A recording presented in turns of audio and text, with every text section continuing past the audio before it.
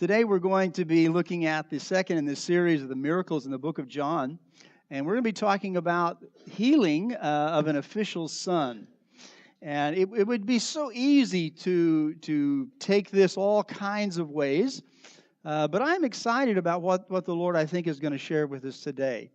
If you've got your notes, you can follow along with us. We're going to be looking at John chapter 4, verses 46 through 54. And we'll read those here in just a second here. So glad that moms, must be nice to be a mom. Wow, must be amazing. Glad that you're here today. Read with me if you would, John chapter 4. As he, being Jesus, traveled through Galilee, he came to Cana, where he had turned the water into wine. That's what we talked about last week. There was a government official in nearby Capernaum whose son was very sick. When he heard that Jesus had come from Judea to Galilee, he went and begged Jesus to come to Capernaum to heal his son, who was about to die.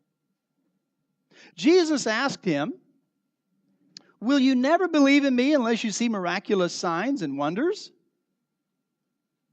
The official pleaded, "Lord, please come now before my little boy dies." Then Jesus told him, "Go back home, your son will live." And the man believed what Jesus said and started home. While the man was on his way, some of his servants met him with the news that his son was alive and well.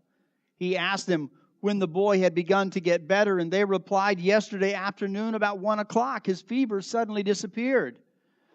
Then the father realized that this was the very time that Jesus had told him, "Your son will live." And he and his entire household believed in Jesus.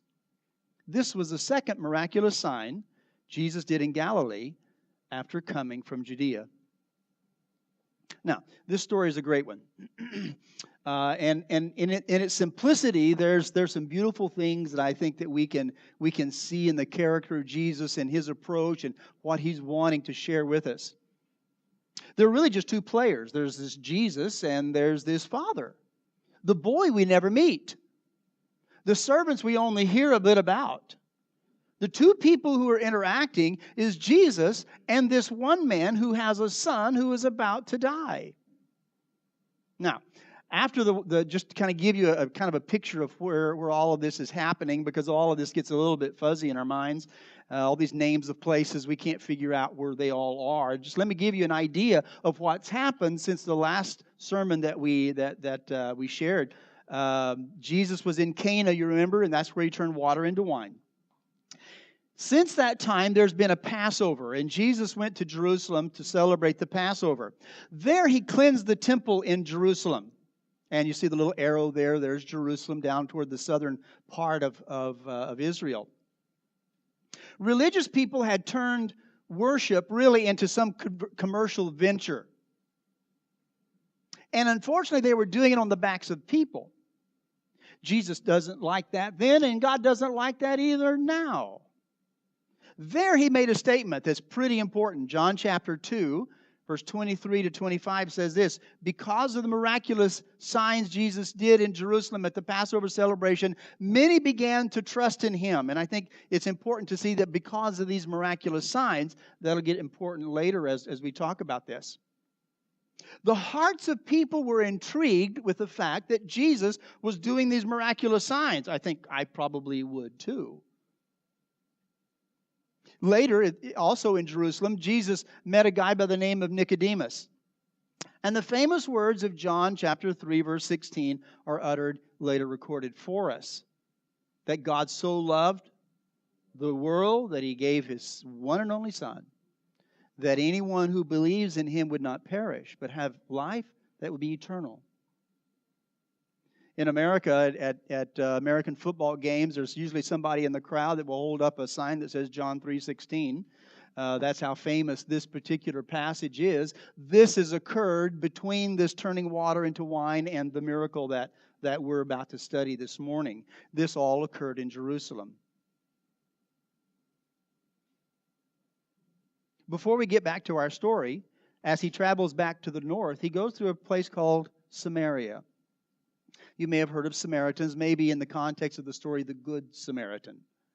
Jesus said to his disciples, we have to go through Samaria. And when he's there in Samaria, he passes through a small town that's called Sychar. And outside of Sychar, there is Jacob's well. And at this well, Jesus encounters a woman. His disciples had gone into town to buy some food, and as Jesus carried on this conversation with this woman, there were all kinds of questions that she had about him. And interesting that she didn't bring up miracles, but the people in Jerusalem did. As Jesus talks with her more, she finally asks him, I know the Messiah is coming, the one who is called Christ. This occurs here at this well. When he comes, he will explain everything to us, she said. Then Jesus told her, and this is the first time that's recorded that Jesus openly says, this is who I am. And it's interesting that he says it to a woman who was considered second class to begin with, and a Samaritan to boot. Imagine. He declares openly, I am the Messiah. And that happened here at this well, to a woman who was a Samaritan. Very interesting. Then he travels northward to Nazareth and Cana, where he turned water into wine. And as he approached the northern tip of the Sea of Galilee, there was this person up in Capernaum. You can see the little arrow right at the top there. This is where this man lived. He was an official, and he heard that Jesus was coming. His son was sick, and he was determined that surely this man, who could do so many great miracles elsewhere, surely can help my son. Now, let's pick the story up here at this point. There are several things I want to share with you. The first one is this, that emergencies rarely come at opportune times. It's never a good time to have an emergency.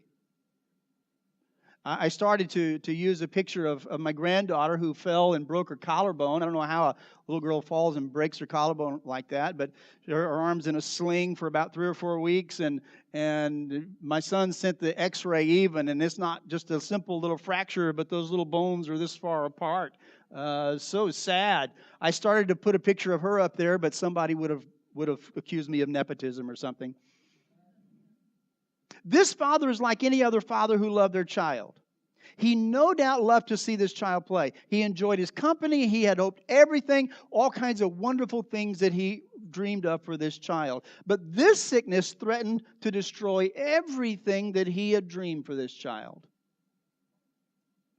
It probably started, this sickness did, as something that was very simple. And thought, probably like most sicknesses, that this would pass just like every other one did. But this one didn't. It only continued to get worse until the point came that everybody around the family assumed that death was imminent.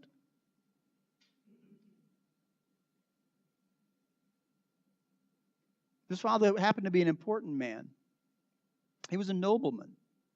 And actually the term that's used is sort of a kingdom man, is how it actually says this. And as this man who was this kingdom authority, he was some kind of important guy, perhaps of royal birth, or perhaps somebody in Herod's court, or somebody was appointed at this northern border of Rome and Palestine. He was an important guy. He had servants. This tells me that our wealth does not protect us from these kinds of emergency. It doesn't matter who you are. These things can strike us because these things are blind to the ones that they strike.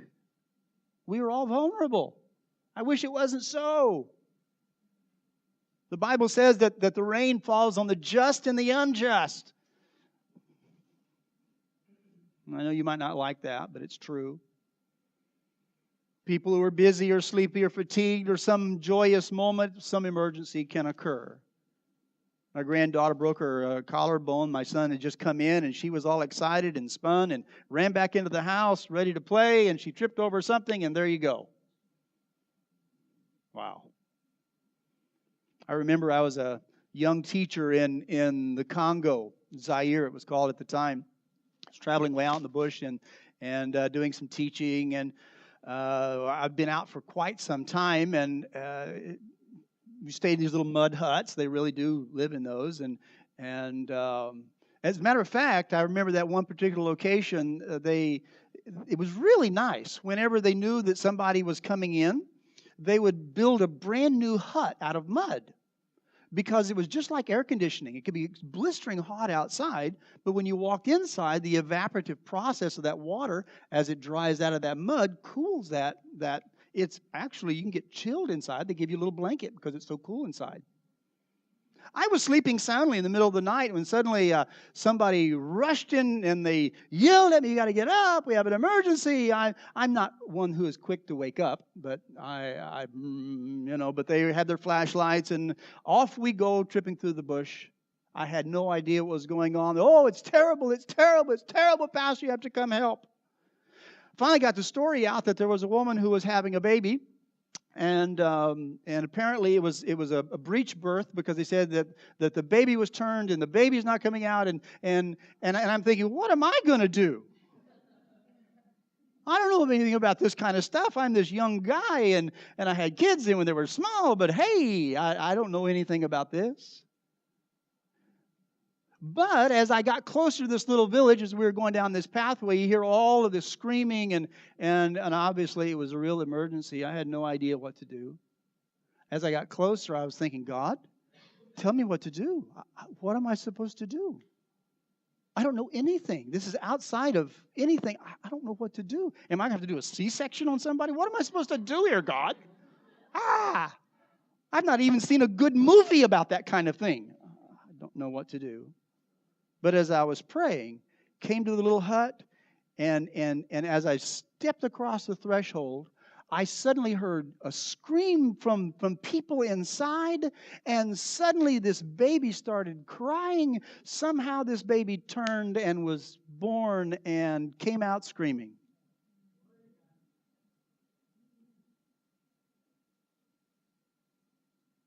Yeah, glory to God. Wow.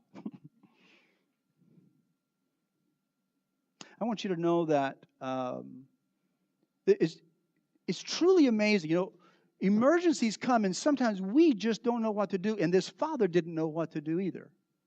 But he heard that maybe this miracle worker could somehow do something for his son.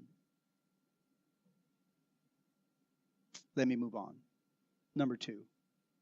People in need are rarely prepared for these crises.